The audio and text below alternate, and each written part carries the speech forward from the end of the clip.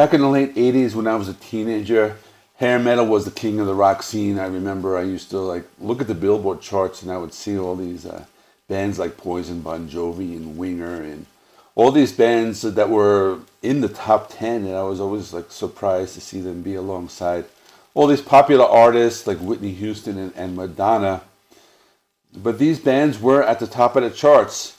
But when the 90s came along, we had Nirvana, Soundgarden, Alice in Chains, and Pearl Jam, and the music scene changed. So I'm going to be talking a little bit about that, and I'm going to be talking about the band Poison, where how they started out as a glam metal band, but they had to adapt their style in the 90s after like grunge broke onto the scene. You know, it has been said that grunge killed glam. So we're going to be talking about that and talking about the band Poison. So let's start with the band Poison. So when they came out, they released their debut album called Look What the Cat Dragged In, released on May 23rd, 1986.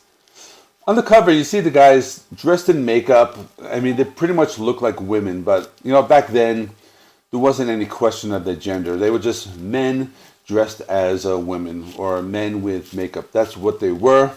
You know, they were guys, they were men, they got lots of girls.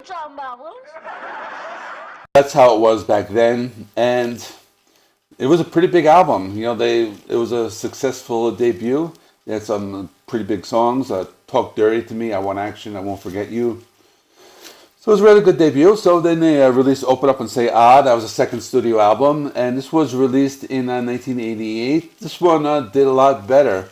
So they had some songs like Nothing But a Good Time, Fallen Angel, Your Mama Don't Dance, and they landed their number one single, Every Rose Has Its Thorn, which was an acoustic power ballad, and these power ballads were always at the top of the charts at this time. Then they released Flesh and Blood in 1990. This one did very well, peaked at number 2 on the Billboard charts. But in this one, they started to change their sound a little more. They kind of got a little more, I guess, mature, more serious. Their lyrics weren't just about partying and getting girls. They were about missing loved ones, political things, hard times, relationships, a little more of a mature sound. Some of the songs went in more of a blues rock direction. But this was also a very good album, possibly my favorite album. It has Unskinny Bop and lots of other songs. Between 1990 and 1993, when their next album came out, the entire whole musical landscape just completely changed. That was when I was talking about how like grunge came in and killed glam. So that's when they released Native Tongue. That's their fourth studio album. This was released in 1993. This one did pretty well. It peaked at number 16 on the Billboard 200, and it was certified gold by the U.S. standards, which is 500,000 units. Another interesting note is that it was certified platinum by Canadian standards, which is only 100,000 units. I thought that was interesting. And what's also interesting about this album is it's very unique in the Poison discography because it has guitarist Richie Kotzen. So he was hired after they fired CeCe DeVille in 91. CeCe DeVille eventually came back to the band, but this is the only album with Richie Kotzen. Richie Kotzen was just a full-fledged member. And they gave him a lot of creative freedom, and that kind of is reflected in the sound of this album. This is a blues-based album, similar to what Cinderella was doing on their like last few albums, where just more blues rock and less of that glam metal. But Richie Kotzen, he ended up becoming romantically involved with Ricky Rocket's fiancée, and because of that, they fired him. So he didn't last long in the band. But this album is not that bad. It's like I was saying, a blues rock album. It has some pretty good songs. It has Scream, Stand, Until You Suffer Some, 7 Days Over You, Theater of the Soul, and Stay Alive. Those were probably like the most popular songs from the album. I'll talk about my top 3 just to keep this video fairly short. So my first favorite is The Scream. This is a song about injustice, and I like this one because it's a little different. The song starts with a guitar solo with a wah-wah effect. It's something that's been uncommon for glam metal.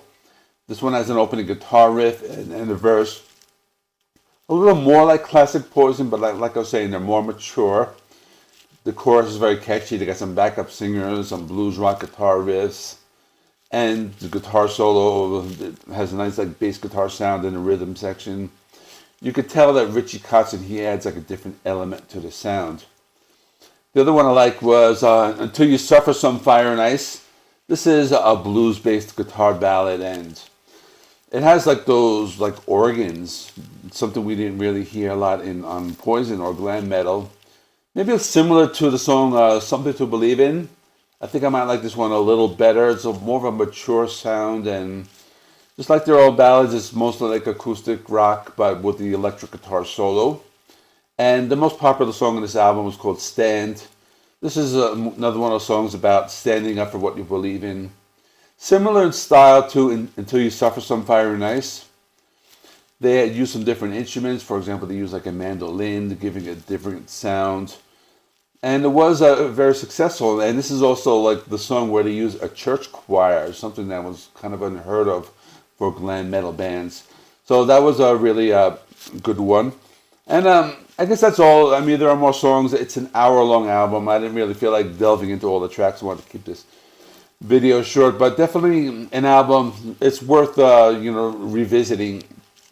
Poison is a band that I used to really love them when I was a teenager, and I never really went back to them. As an adult, I don't listen to them that much. I listened to their entire discography. I thought it was okay. I would say my favorite would probably be Flesh and Blood, and then maybe Native Tongue, and then Open Up and Say Ah, and then like Look at the Cat Dragged, which was okay. But I don't know. Let me know what do you think of glam metal and Poison and all that. Thanks for watching. I'm going to stick a playlist here of this was supposed to be an anniversary review. I'm going to consider it an anniversary review. But that is all. See you in the next one.